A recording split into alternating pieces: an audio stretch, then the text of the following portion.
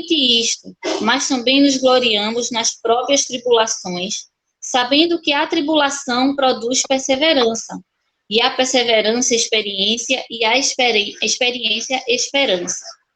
Ora, a esperança não confunde, porque o amor de Deus é derramado em nosso coração pelo Espírito Santo, que nos foi outorgado. Porque Cristo, quando nós ainda éramos fracos, morreu a seu tempo pelos ímpios. Dificilmente alguém morreria por um justo, pois poderia ser que pelo bom alguém se anime a morrer. Mas Deus prova o seu próprio amor para conosco, pelo fato de ter Cristo morrido por nós, sendo nós ainda pecadores. Amém? Vocês já pararam para pensar que o quanto o cristianismo, ele dá um destaque, ele dá uma ênfase à morte de Cristo?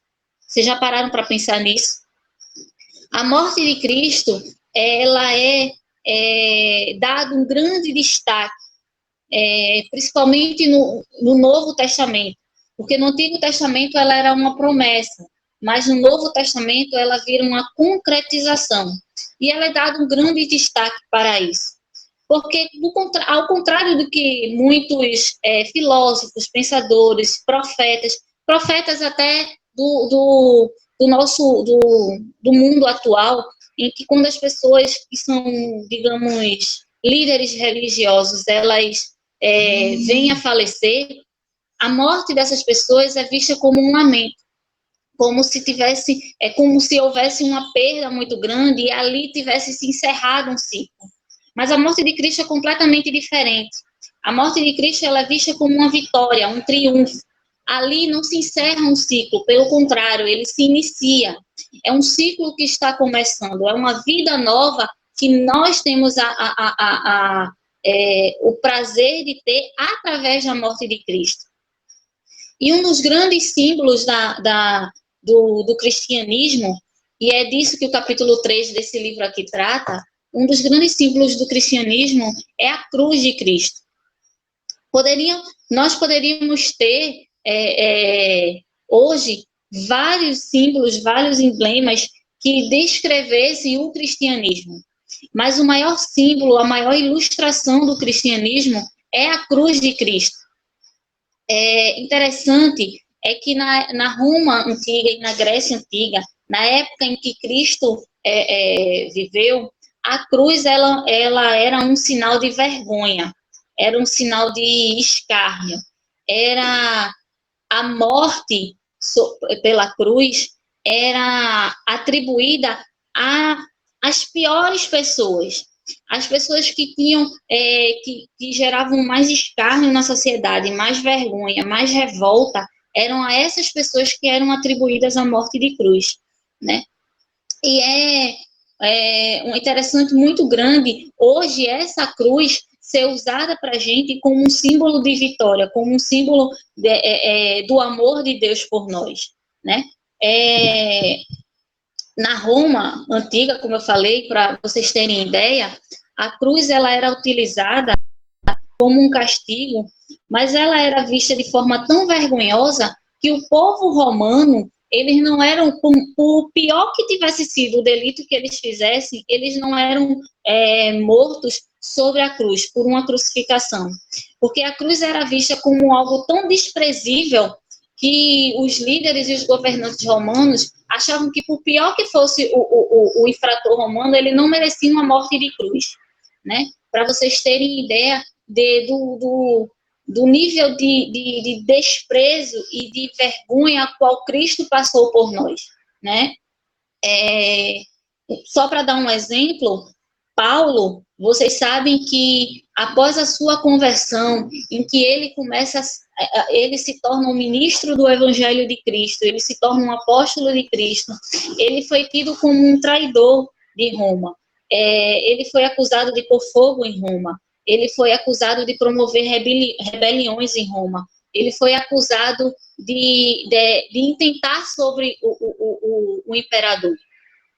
E mesmo assim, Paulo, ele tinha todos os atributos para ter sofrido uma morte de cruz, por exemplo, porque era uma condenação máxima que poderia se sofrer. Mas Paulo, ele era um cidadão romano. Então, por ele ser um cidadão romano de nascença, ele foi condenado à morte, mas por decapitação. Então, a cruz era realmente atribuída a pessoas que realmente, para a sociedade romana, eram tidas como pessoas desprezíveis, né? Vocês sabem que a morte de cruz, ela é uma morte não só uma tortura, mas ela era uma morte por asfixia, né? Quem não sabe, a morte de cruz as pessoas que eram crucificadas, elas morriam por asfixia. Por que por asfixia? Porque elas ficavam esticadas aos extremos, seus braços eram esticados aos extremos e suas pernas também. Então, ela não conseguia mover isso daqui, o diafragma. Então, por ela já estar totalmente torturada e por não conseguir fazer esse movimento do diafragma, as pessoas que morriam na cruz, elas morriam asfixiadas, porque elas não conseguiam respirar. Então, o fato de Cristo ter decidido morrer por nós, né? Como Paulo diz aqui, provado o seu amor para conosco, morrendo por nós, sendo nós ainda pecadores, e ter se disposto a uma morte de cruz, uma morte humilhante, uma morte sofrida, uma morte que provia uma dor tão grande, ele só faz reforçar o amor que ele tinha para conosco. O livro que a gente está estudando, ele diz o seguinte, eu vou ler um trecho para vocês.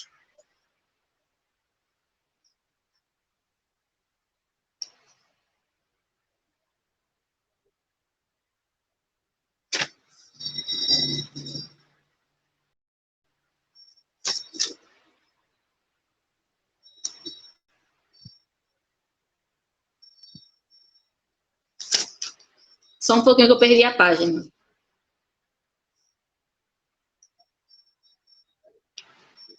Achei. Ele diz assim, a escolha da cruz como símbolo supremo do cristianismo foi ainda mais extraordinária, porque, como ele cita o que eu falei, né? Porque na cultura grego-romana a cruz era um sinal de vergonha. Os romanos reservavam a morte dolorosa e humilhante da crucificação para os seus piores criminosos, seus piores traidores. Nenhum cidadão romano foi jamais crucificado. Cícero, que era o imperador, condenou a crucificação como a punição mais cruel e repugnante. E em sua famosa defesa de um velho senador, ele insistiu que a simples palavra cruz deveria ser removida não somente da pessoa de um cidadão romano, mas de seus pensamentos, seus olhos e seus ouvidos.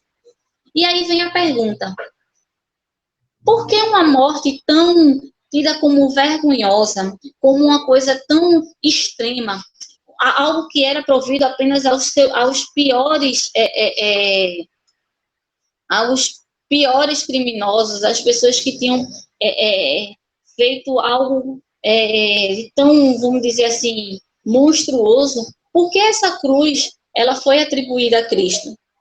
Porque Deus escolheu para Cristo uma morte de cruz. E porque Cristo aceitou essa morte, né? Se a gente para pensar em todo o seu ministério, desde a sua infância, lá com o encontro com os escribas na sinagoga, quando ele era uma criança, né, um pré-adolescente, até o seu ministério, Cristo sempre deixou claro que ele tinha vindo para resgatar o seu povo. E ele sempre deixou claro que era necessário que ele fosse entregue, que era necessário que a sua vida fosse entregue. Cristo sempre deixou claro que a sua morte, ela não seria o fim do seu ministério, muito pelo contrário, seria o começo, seria o início. Era a partir da sua morte que nós poderíamos ter acesso a Deus. Era através da sua morte, era através do seu sacrifício que nós poderíamos ter paz com Deus, que nós poderíamos ter um coração regenerado por Deus. Então, desde o início, Cristo, ele predisse a sua morte, desde o início ele falou sobre a sua morte, mas não como algo tortuoso, não como algo que fosse para ele algo difícil.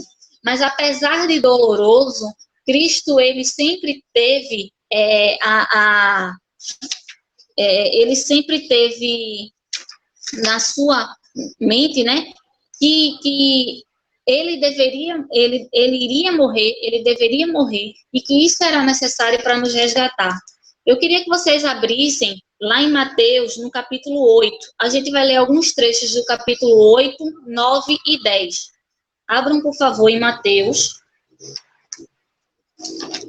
capítulo 8.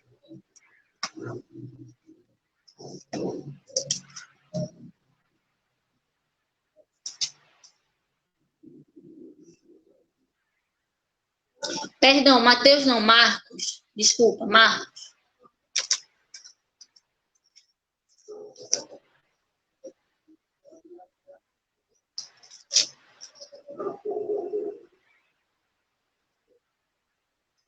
Marcos, capítulo 8, o versículo 31 diz o seguinte: Então começou ele a ensinar-lhes que era necessário que o Filho do Homem sofresse muitas coisas, fosse rejeitado pelos anciãos, pelos principais sacerdotes e pelos escribas, fosse morto e que depois de 3 dias ressuscitasse.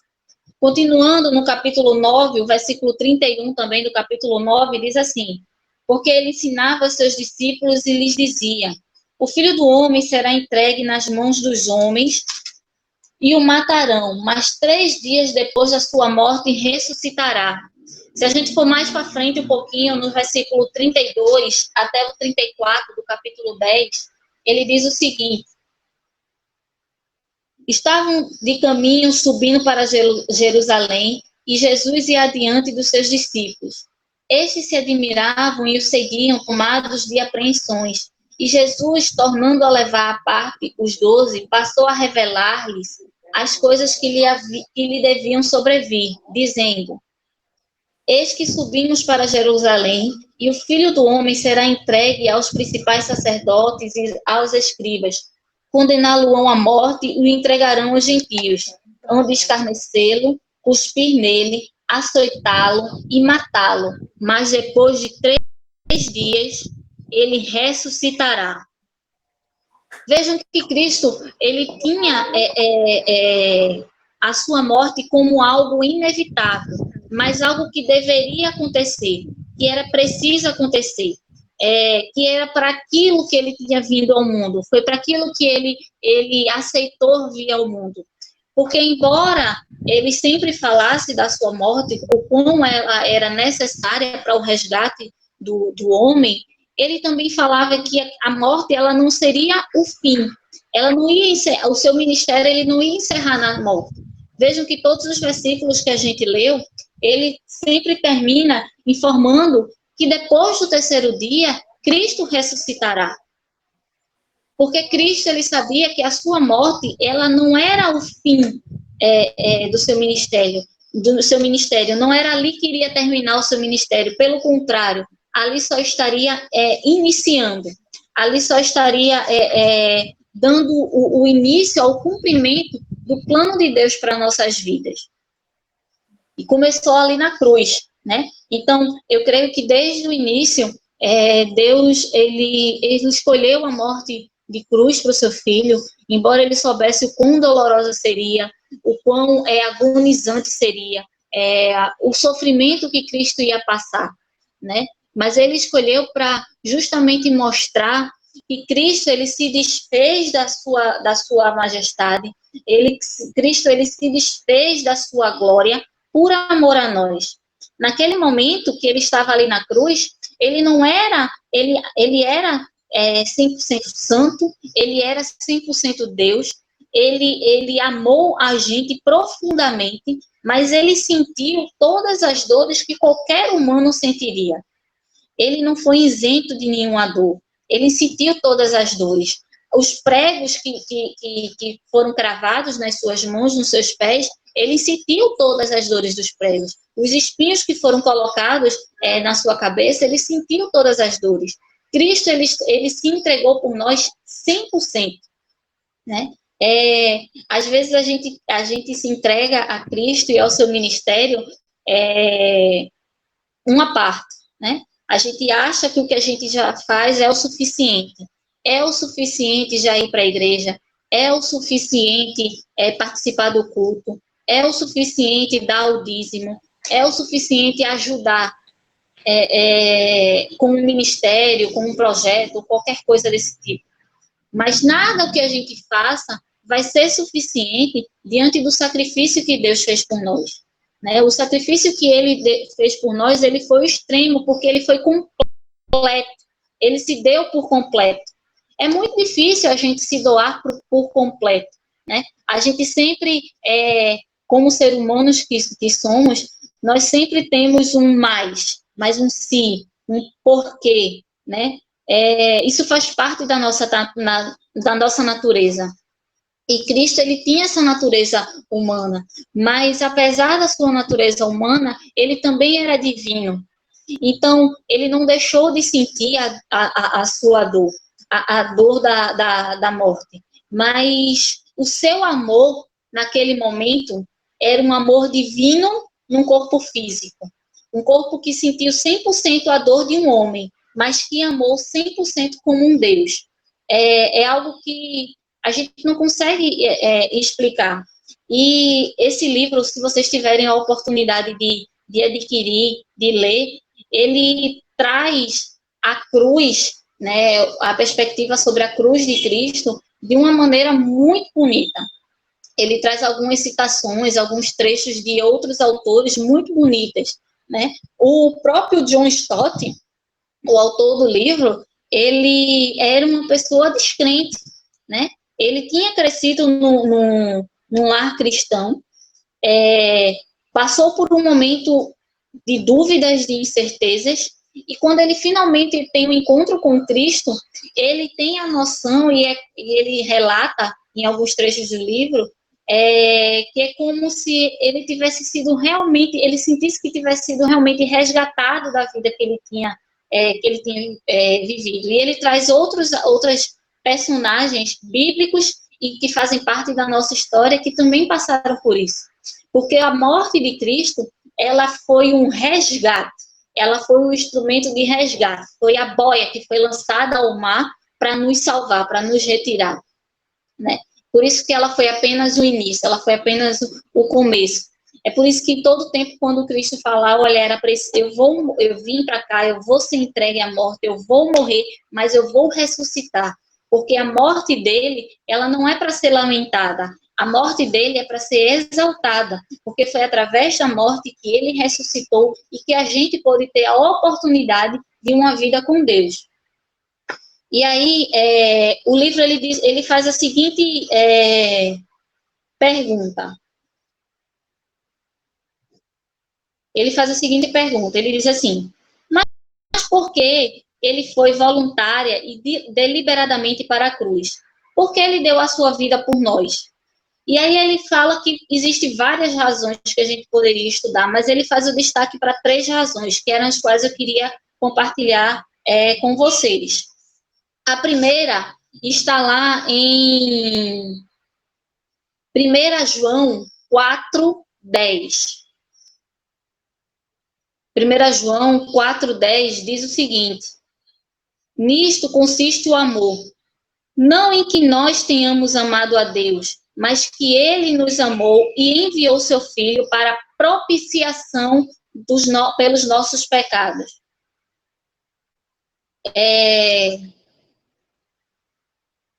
A cruz de Cristo é a única base sobre a qual Deus pode perdoar os nossos pecados. É através da cruz de Cristo que Deus ele pode nos perdoar. E é através da cruz de Cristo que nós podemos pedir o perdão e ter a certeza do perdão de Deus. Porque ela foi necessária para nos aproximar. O texto ele faz uma analogia fantástica, porque John Stott ele diz assim, algumas pessoas podem dizer, por que eu preciso de Cristo para ter o perdão de Deus?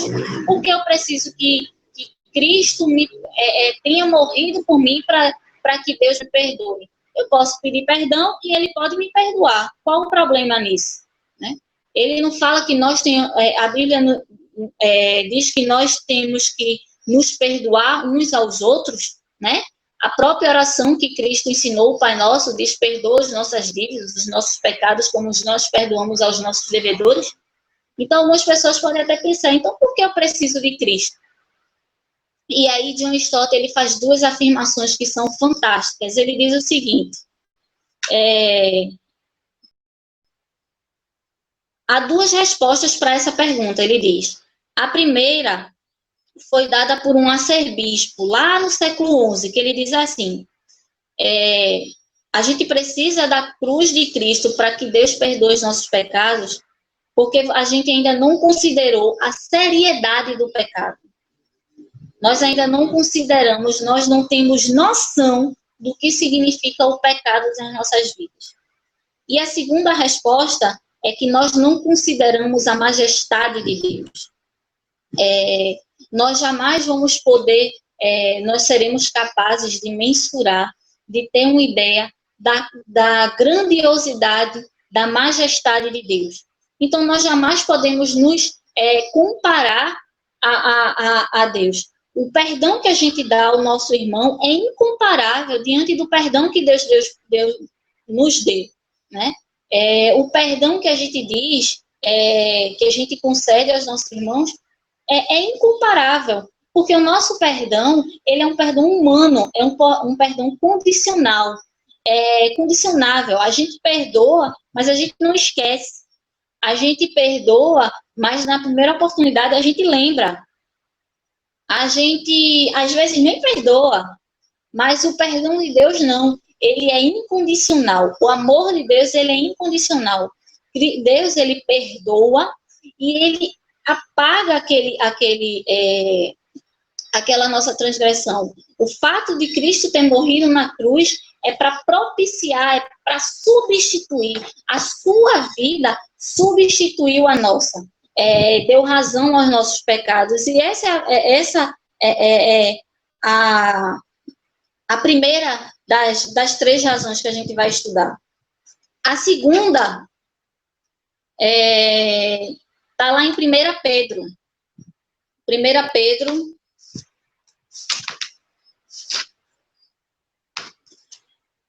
Pedro, capítulo 3, versículo 18.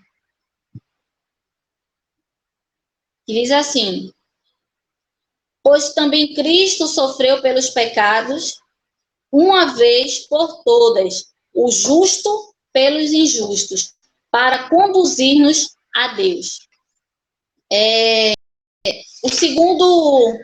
A segunda razão que poderia ser apontada para a cruz de Cristo é o fato de que Cristo morreu para revelar o caráter de Deus, né? O livro de John Stott, ele dá a seguinte afirmação: se Cristo morreu para expiar os nossos pecados, ele morreu também para revelar o caráter de Deus. Assim como nós somos humanos e mostramos o nosso caráter por meio das nossas ações, do mesmo modo Deus o faz. Ele se mostrou a nós de uma maneira suprema, ao nos dar o seu Filho para morrer em nosso lugar. E aí ele tem um texto lá em Romanos, voltando lá ao livro de Romanos, Romanos capítulo 3, não sei isso mesmo, Romanos capítulo 3, o versículo 26, 27. E a gente vai fazer um paralelo com aquele texto que a gente leu lá no início. Romanos capítulo 3, versículo 26 e 27 diz o seguinte: tendo em vista a manifestação da sua justiça no tempo presente, para ele mesmo ser justo e o justificador daquele que tem fé em Jesus. Pois, onde, pois, a jactância? Foi de todo excluída? Por que lei? Das obras? Não. Pelo contrário, pela lei da fé. E aí, se a gente voltar lá em Romanos capítulo 5, aquele que a gente leu lá no início, somente o versículo 8, ele diz: mas Deus prova o seu próprio amor para conosco pelo fato de Cristo ter morrido por nós, sendo nós ainda pecadores. O amor de Deus, ele é um amor incondicional. Ele não é um amor que precisa... ele não precisa do nosso amor. Não depende do nosso reconhecimento. Cristo, Deus nos ama e nos deu seu Filho de forma absoluta, de forma completa. Ele não condicionou as nossas atitudes, porque isso quem faz somos nós. Nós, muitas vezes, condicionamos a nossa fé, nós condicionamos o nosso amor por aquilo que a gente está passando, por aquilo que a gente passou pela nossa experiência de vida. Mas Deus não. Deus, ele prova o seu amor para conosco, como Paulo diz lá em Romanos, dando o seu Filho de maneira genuína, ofertando o seu Filho como uma oferta de amor, e por outro lado, Cristo aceitando ser essa oferta, sendo nós ainda pecadores. A gente ainda não tinha consciência do nosso pecado. Quando Cristo morreu na cruz, foi justamente para nos dar essa consciência. Mas nós não tínhamos consciência do nosso pecado. Nós não temos ainda a consciência da natureza, da gravidade que são os nossos pecados. Mas mesmo assim, Deus nos deu o nosso amor. Ele não esperou que a gente fizesse algo, que a gente reconhecesse. E às vezes a gente, até hoje, se brincar, não reconhece esse amor. Mas ele deu ele ofertou. Foi uma oferta de amor. Nada que a gente der a Cristo, nada. Nem sequer se a gente tem o pensamento que está, o fato de estarmos na igreja, de estarmos fazendo culto online, da maneira que for, orando, jejuando, nada vai poder se comparar ao amor que Deus nos deu, ao amor com que Ele nos amou primeiro. E, em terceiro lugar, um texto que eu queria ler, lá em Colossenses. Colossenses, capítulo 2.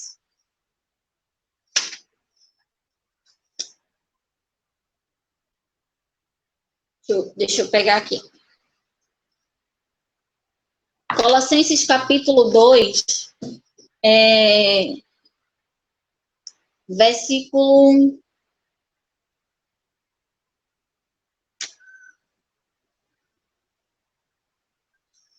Colossenses, capítulo 2, do versículo 8 ao versículo 15.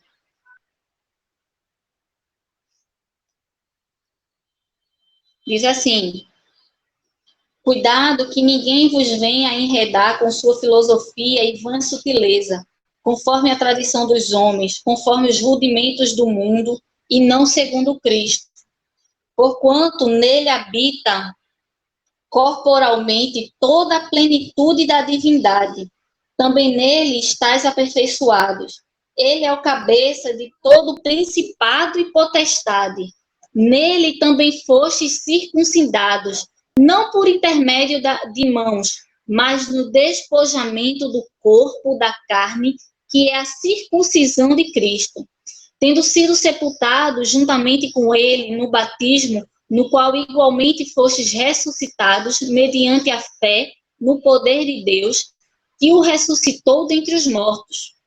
E a vós outros que estáveis mortos pelas vossas transgressões e pela incircuncisão da vossa carne, vos deu vida juntamente com ele, perdoando todos os nossos delitos, tendo cancelado o escrito da dívida que era contra nós e que constava de ordenanças, o qual nos era prejudicial, removeu inteiramente, encravando-o na cruz, e despojando os principados e as potestades, publicamente os expôs ao desprezo, triunfando deles na cruz. A terceira razão pelo qual a cruz de Cristo é tão importante e porque nós não teremos como ser gratos da maneira que deveríamos ser, é porque Cristo morreu para conquistar os poderes do mal. Se Cristo, aí John Stott ele fala assim, se Cristo morreu para expiar os pecados, para revelar o caráter de Deus, ele morreu também para conquistar os poderes do mal. Na verdade, é impossível ler o Novo Testamento sem ser impactado pela atmosfera de confiança do qual ele está impregnado, e que destaca o alívio que se contrapõe à religião insípida, que na maioria das vezes se faz por passar por cristianismo. Quando lá em Coríntios, Paulo ele diz assim, graças a Deus que nos dá a vitória por meio do nosso Senhor Jesus Cristo, ele está dizendo que aquela morte lá na cruz, ela se viu para nos mostrar que através de Cristo, através da sua morte, o seu sacrifício na cruz é que nos deu a vitória. A vitória não é nossa, a conquista não é nossa, mas de Deus através de Cristo. Cristo, ele é a ponte. Cristo, ele é o elo. Cristo, ele é o caminho para nós chegarmos a Deus. O próprio Cristo falou que ele é o caminho, a verdade e a vida, que ninguém iria ao Pai se não fosse por ele. Por isso que a morte de Cristo, ela foi tão necessária para nós. Por isso que a morte de Cristo, ela não pode jamais ser lamentada. Por isso que a representação da cruz, ela é tão importante. Não o crucifixo, com aquela imagem fixa de um Deus morto, de um Deus derrotado, com um aspecto de dor. Mas a cruz vazia, ela é o símbolo da vitória de Cristo sobre a cruz. Porque a cruz vazia representa que ele sim morreu, mas que ele ressuscitou, como ele falou. O tempo todo Cristo falou que iria morrer, mas ele iria ressuscitar. A sua morte, ela não seria o fim, mas ela seria o início, o começo, a oportunidade de nós renovarmos a nossa vida, né? Então, quando Cristo morreu, ele também trouxe para nós a vitória sobre a potestade, a vitória sobre o mal, a vitória sobre o inferno.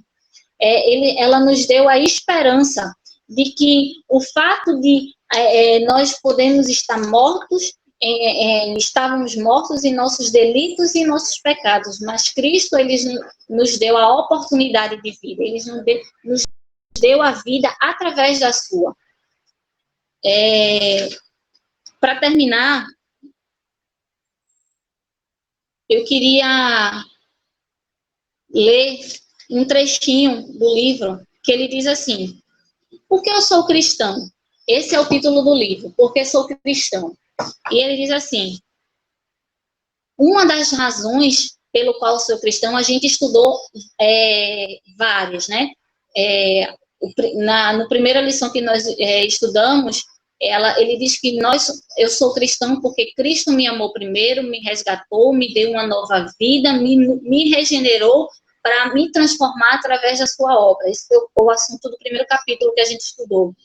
O assunto do segundo capítulo desse livro, nós somos cristãos porque as afirmações, a palavra de Cristo, ela é verdadeira, e porque ele tem autoridade sobre essa palavra. E o terceiro capítulo, aí para os meus alunos que estão online, a gente está fazendo um quadro de resumo na nossa sala. Então, a terceira razão pelo qual nós somos cristãos é a cruz de Cristo, né? E aí John Stott, ele diz assim, eu jamais poderia crer em Deus se não fosse pela cruz. A cruz dá credibilidade a Deus. O único Deus a quem eu creio é aquele Deus em que já foi ridicularizado, já foi chamado de Deus sobre a cruz. Porém, o crucificado, o Cristo, é o Deus por mim. E aí ele diz assim, ele colocou de lado a sua imunidade para sentir dor. Ele entrou em nosso mundo de carne e sangue, lágrimas e morte. Ele sofreu por nós, morrendo em nosso lugar, a fim de que pudéssemos ser perdoados. Nossos sofrimentos tornam-se mais suportáveis à luz do Cristo crucificado. Há ainda um ponto de interrogação no sofrimento humano, mas sobre ele estampamos ousadamente outra marca, a cruz, que simboliza o sofrimento divino. E aí ele termina dizendo o seguinte, a cruz de Cristo é a única autojustificação de Deus em um mundo como o nosso. A cruz de Cristo, a cruz vazia do jeito que está, é o símbolo supremo do amor que Deus tem para conosco. O fato de nós termos a cruz, que antes era um símbolo de vergonha, de dor e de derrota, de alguém que era renegado pelo mundo, hoje nós temos a cruz e a cruz vazia como um símbolo de vitória, como um símbolo de conquista, como um símbolo do amor de Deus por nós e da sua vitória sobre a própria morte para nos resgatar do nosso pecado, por nos amar, né? Mesmo nós ainda sendo pecadores, mesmo nós sendo falhos como somos, a cruz de Cristo, ela continua lá para nos mostrar que o amor de Deus é um amor completo, único, e que não depende de nós, é somente dele.